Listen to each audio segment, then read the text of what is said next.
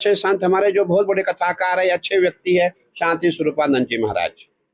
कई लोगों ने कहा कि इनके अपने घर का विवाद था, जो इनका मठ है उसका विवाद था, इसमें कुछ वो लोग भी शामिल है। और हमारी जो भूतपूर्व महामंडलेश्वर जिसको हमने बनाया था उसका पूरा हाथ है। और देखिए, एक लड़की को वाराणसी से हायर किया जाता है। इनकी गैंग कितनी लंबी है, यूपी से वहां से एक महिला आती है, उज्जैन में आती है, उज्जैन में वीडियो बनाया जाता है। जब वो वीडियो बना रहे थे हमारे संतों ने देख लिया, हमारे आनंदपुरी जी महाराज उसने देख लिया। जब वो पहुंचा, भाई ये क्या हो रहा है, लड़की ने कहा मुझे फंसाया जा रहा है, मुझे इन लोगों ने कहा है 50,000 रुपया हम आपको देंगे, आप शांति स्वरूपानंद के खिलाफ बयान दो। उसने बलात्कार किया, वो बलात्कारी है। बहुत दुख का विषय है कि हम संत महात्मा कैसे अपना जीवन जिए, बहुत मुश्किल हो गया है। और आपने देखा है इस समय पूरे हिंदुस्तान में संतों को टारगेट किया जाता है।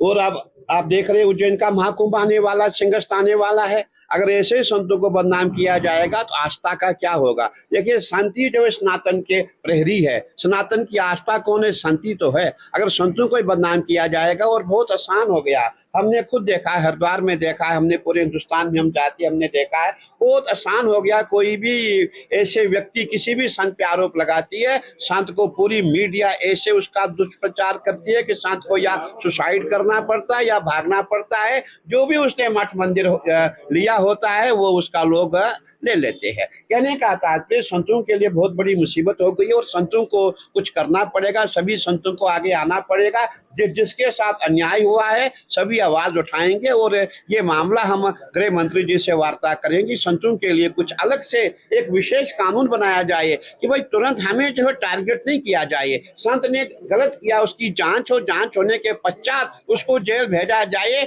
हम उसमें बिल्कुल सब तैयार है। लेकिन झूठ मूठ में कोई महिला आती है, झूठ मूठ में आरोप लगाती है, उसको हम पैसा कहां तक देंगे, कहां संतों के पास पैसा है, किस किस को पैसा देंगे। एक नहीं है, दो नहीं है, 50 नहीं, सैकड़ों लोग ऐसे हो गए हैं। तो इसीलिए हमारा प्रयास है सभी संत मिलके, सभी संत एक होकर के हमें अपनी आवाज बुलंद करनी पड़ेगी। शंकराचार्य वाले जो शामिल है मंदाकिनी, उनका पूर्व में भी ऐसा मामला आया था, महामंडलेश्वर बनाने को पैसा नहीं। बिल्कुल, आपने देखा होगा 2 साल पहले की बात है, उनको हमने अखाड़े से निष्कासित किया था। उस समय भी माताजी ने क्या किया था, कई लोगों से पैसे लिए थे, नौकरी दूंगी, मंत्री बनाऊंगी, राज्य मंत्री बनाऊंगी, गवर्नर बनाऊंगी, ऐसे ऐसे उसने लोगों से पैसा लिया था। मंडलेश्वर के नाम पे पैसा लिया था, ब्लैक मेलिंग से पैसा लिया था।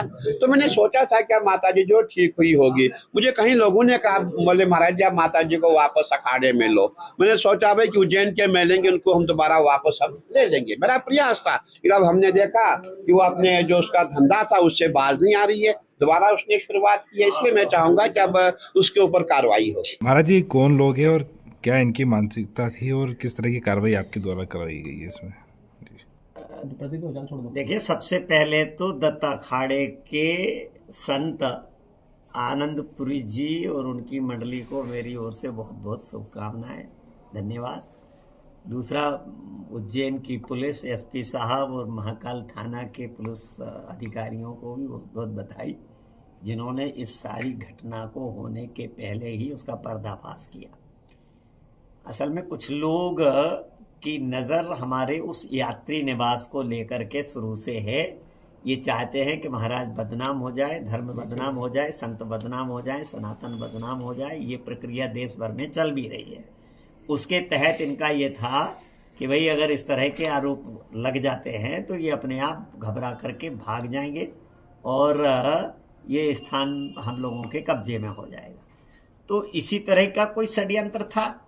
ये महिला को लाना, परचेज करना, उसको ब्लैकमेल करना, उसको डराना, धमकाना, लोभ देना और अपने अनुकूल उससे कहलवाना। वो मुझे जानती नहीं, मैं उसे जानता नहीं, मैंने देखा नहीं, मुझे कुछ पता नहीं।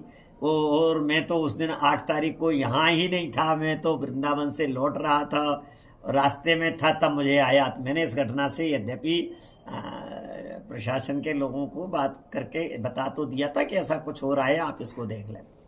किन 2 लोगों का नाम आया उसमें उस महिला ने जिन 2 लोगों के नाम लिए हैं उनमें से घनश्याम पटेल मुख्य है और दूसरा वो साध्वी जो मंदाकिनी जी है वो है। वो उस महिला ने लिया है, मुझे कुछ नहीं पता है। पर हाँ, ये बात जरूर है कि इस षड्यंत्र से हम बच गए हैं। अब आज अगर कोई बात होती है तो लोगों को तो ये लगेगा कि भाई महाराज तो ठीक है, उनको इस तरह डराना धमकाना और षड्यंत्रों में फंसाने की जो योजनाएं चल रही हैं वो निश्चित रूप से गंभीर हैं। और मैं समझता हूँ कि उज्जैन के श्रद्धालु लोग इस विषय में मुझे 40 साल से जानते भी हैं। लोगों को पता भी है कि चार धाम किसके कारण खड़ा हुआ है और ये स्थान किसने बचाया है। तो ठीक है, हम तो महाकाल का बहुत बहुत आभारी है जिन्होंने हमें बचा लिया। ठीक है, आगे आपका क्या एक्शन है उनके खिलाफ? जो नहीं, लोग मैं तो किसी के खिलाफ ना अभी कुछ कर रहा हूँ और ना कोई मेरा आगे की कोई प्रक्रिया है।